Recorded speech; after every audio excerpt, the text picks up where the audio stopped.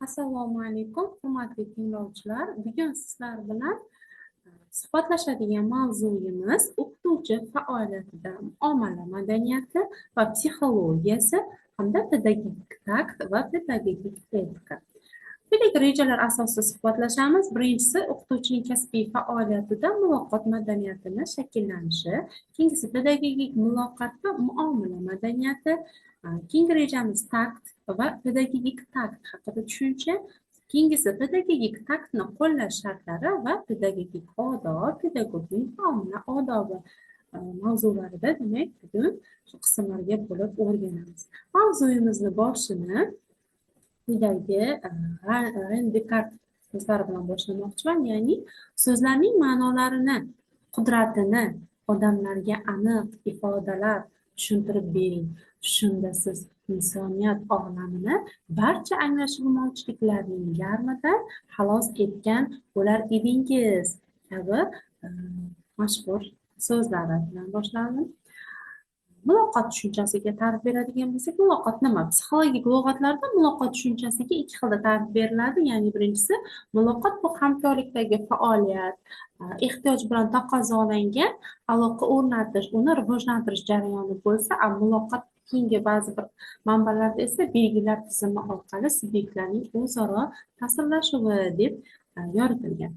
Pedagogik muloqot deganda nima tushuniladi desak, pedagogik muloqot pedagog va o'quvchilar jamoasi o'rtasida o'zaro birgalikdagi harakatning mazmunan axborot ayirboshlashdan, o'quv tarbiyaviy ta'sir ko'rsatish va o'zaro hamjihatlikni tashkil etishdan iborat tizim, usullari va malakalari tushuniladi.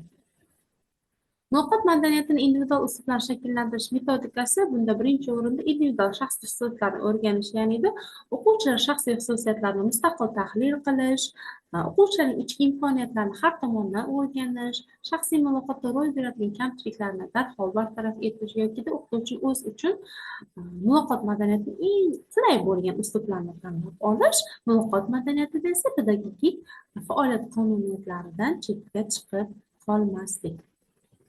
Pedagogik muloqot madaniyati o'qituvchi faoliyatini muvaffaqiyatga yo'naltiruvchi eng muhim vositalardan biri hisoblanib, bunda o'qituvchining muhim fazilati uning muloqot madaniyatiga asoslangan muomalasidir.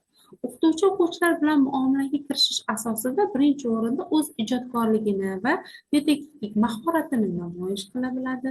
Yosh avlodni milliy mafkuramiz va milliy madaniyatimiz ruhida tarbiyalaydi. Sharqona udum va sharqona urf-odatlar asosida barqaror shaxsni shakllantira oladi hamda o'zining ta'lim-tarbiyaviy imkoniyatlarini namoyon etgan holda har bir o'quvchi qalbiga yo'l topa oladi. Muloqot jarayonida biz bilamizki, sharqona tarbiyada bu axloq ko'rki sanalgan. Muallim har bir o'quvchining qanday dunyoqarashga egaligi, uning tafakkuri, bilim saviyasi, hayotga nisbatan bo'lgan munosabatlari odamlar bilan o'zaro muloqotida namoyon bo'lishini uqtirgan.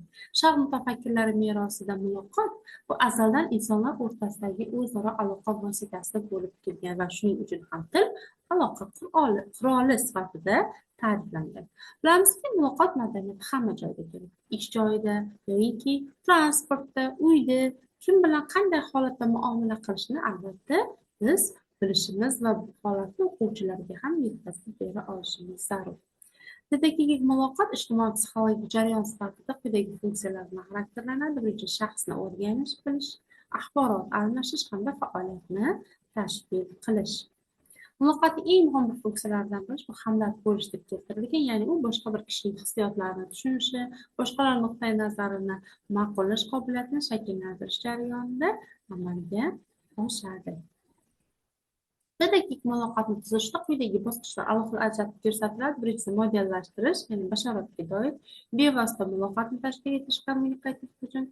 Keyingisi, muloqotni boshqarish hamda amalga oshiriladigan pedagogik muloqot texnologiyalarining borishi va natijalarini tahlil etish. Keyingisi, takt haqida. Takt so'zi daxl, me'yor degan ma'nolarni anglatadi. Axloqiy toifa bo'lib, kishilar aro munosabatlarni tartibga solishga yordam beradi. Pedagogik takt esa mahorat bilan tarbiyalanib, o'qituvchining ruhiy yetukligi, o'z ustida ishlashi, munosabatlarda yosh va individual xususiyatni farqlay olishi zarur. Takt va pedagogik taktlar takt bu bilamizki axloqiy tushuncha, u insonlarni o'zaro munosabatlarini muvofiqlashtirish, tartibga solish, insonparvarlik g'oyalariga asoslangan bo'lib, andishali xulq har qanday ziddiyatli vaziyatlardan ham insonni hurmati bilan saqlab qolishni talab qiladi. Boshqacha qilib aytganda, pedagogik takt bu o'qituvchining ta'lim oluvchilar oldida o'zini tutib bilishi, ta'lim oluvchining holatini, intilishlarini, qiziqishlarini tushuna olishi va eng samarali yo'lini topa olishdir.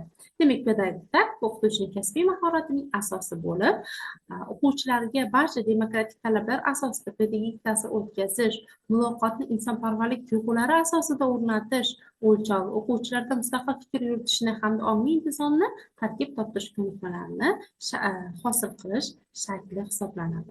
O'qituvchiga pedagogik taktni egallashda zarur bo'lgan ta'sir etish ko'nikmalari ham zarur bo'lib, bular qatoriga biz bolalarni yaxshi ko'rish, xuddi uni ko'rsata olish, bolalarni kuzatish, bolalarning xulq-atvorining ichki asoslarini, motivlarini ko'ra bilish, sharoitga kirisha olish, ya'ni sinfga moslashib olishi va ta'sir etishning maqsadga muvofiq vositalari hamda usullarini tanlay ola bilishlardir.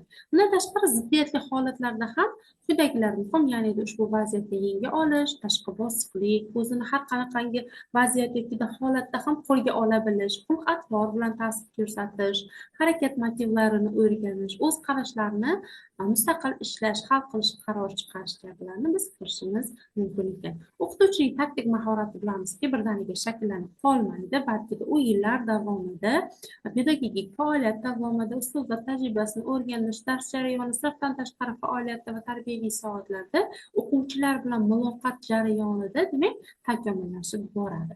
Pedagogik taktga zid tushunchalar mavjud. Bu zid tushunchalarga qo'pollik, adolatsizlik, qo'rqitish, haqoratlash, mensimaslik kabilarni tushunchalarni kiritishimiz mumkin. Pedagogik taktni qo'llash shartlarida Dabrovich, ya'ni taktika deydi, tanlashda turli xil vaziyatlar, xilma xil rollarni bajarish kerak va bu haqida ma'lumotni psixoterapevt Dabrovich kitoblaridan olish mumkin va u bu vaziyatni 4 ta pozitsiyaga bo'lib o'rgangan. Ya'ni bu pozitsiyalar, birinchisi yuqoridan pastga, ya'ni pozitsiyada o'qituvchi mustaqil hal etishni namoyish etadi, mas'uliyatni o'z zimmasiga oladi va bu pozitsiya ota-ona pozitsiyasi. Ikkinchi, pastdan yuqoriga pozitsiyasi bu tobelik, shaxsning o'ziga ishonmasligi, Dabrovich so'zi bilan aytganda bu ta'lim oluvchi pozitsiyasi. Keyingisi yonma-yon bu pozitsiya farosatlilik, vazminlik, vaziyatga qarab ish tuta olish, bunda katta odam pozitsiyasi nomi bilan, va keyingisi esa aralashmaslik, ya'ni pozitsiyasi aralashmaslik, faollikni namoyon etmaslik deb nom bergan.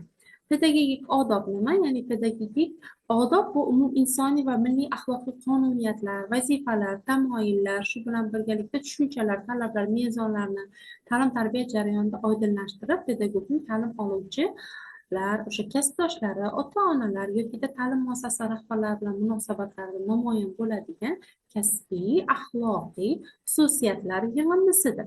O'qituvchi odobining mohiyati, uni asosiy mazmuni pedagogik faoliyat uchun muhim bo'lgan axloqiy sifatlarda ifodalanadi. Umuminsoniy va milliy axloqiy fazilatlar barcha kishilar, hamma kasb egalari, jumladan o'qituvchi va tarbiyachilar uchun ham juda ham zarur bo'ladi. O'qituvchining kasbiy odob axloqi, uning asosiy tamoyillari sifatida esa insonparvarlik, vatanparvarlik, demokratizm, kasbiy mas'uliyat kabilarni kiritishimiz mumkin. Pedagogik etikada bilamizki, muomala odobining biror jihati, masalan, o'qituvchining o'z kasbiga bo'lgan munosabati, burchi alohida tahlil etish mumkin.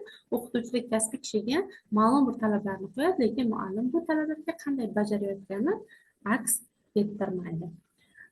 Bu yerda pedagogik nazokat va odob axloqni mustahkamlash mexanizmlarida bu ichki omillar hamda tashqi omillarni ko'rsatishimiz mumkin. Ichki omillar bu shaxsiy ongni oshirish, ortiqcha o'sha kasbiy ortiqchalik yengilashtirish bo'lsa, tashqi omillar esa huquqiy me'yorlar yoki ijtimoiy psixologik omillar, pedagogik jamoadagi nazoratlarni kiritishimiz mumkin.